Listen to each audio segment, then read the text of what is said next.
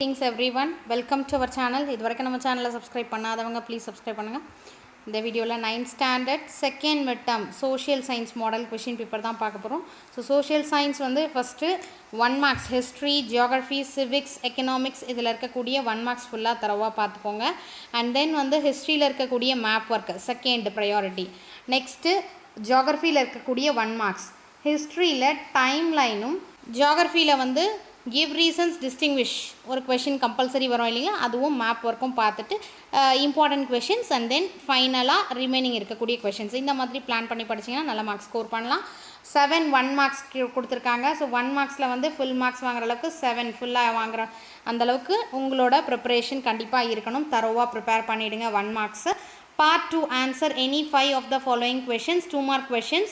Great Wall of China, sericulture, Black Death and then remote sensing இது எல்லாமே ரிப்பீட்டடாக கேட்டிருக்கக்கூடிய question. நம்மளோட இம்பார்ட்டன்ட் கொஷின்ஸ் வீடியோ பார்த்தவங்க இதை வந்து நோட் பண்ணியிருக்கலாம். நம்ம எல்லாமே ரிப்பீட்டடாக கேட்டிருக்கக்கூடிய இம்பார்ட்டன்ட் கொஷின்ஸ் தான் இது எல்லாமே.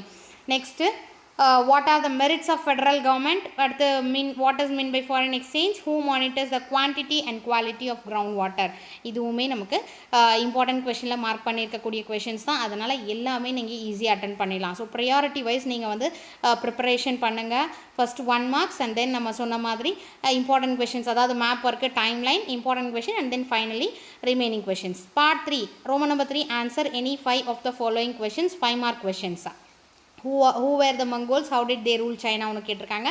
அடுத்து சோலா பீரியட், இது வந்து ரிப்பீட்டடாக கேட்டிருக்கக்கூடிய கொஷின்.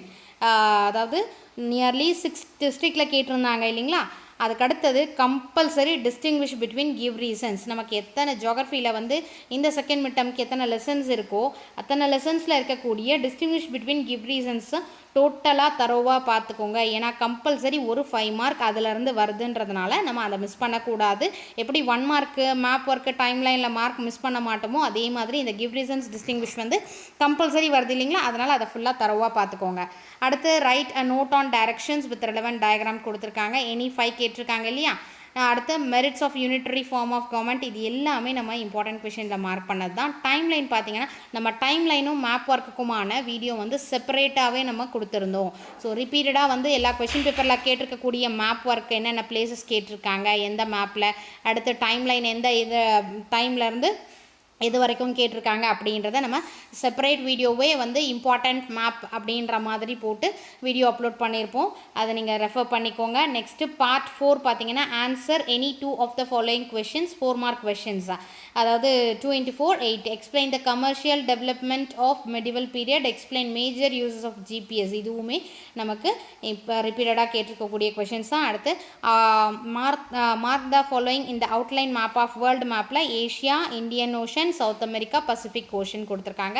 எனி 2 நீங்கள் ஆன்சர் பண்ணலாம். மேப் தெரிஞ்சதுன்னா மேப், இல்லைனா அந்த question answers commercial development of medieval பீரியடும் மேஜர் யூசஸ் ஆஃப் ஜிபிஎஸ் நீங்கள் ஆன்சர் பண்ணலாம். ஸோ நீங்கள் ஸ்டெப் பை ஸ்டெப் முடிச்சுட்டு வந்தீங்கன்னா வந்து ஈஸியாக வந்து சோஷியலில் மார்க் ஸ்கோர் பண்ணலாம்.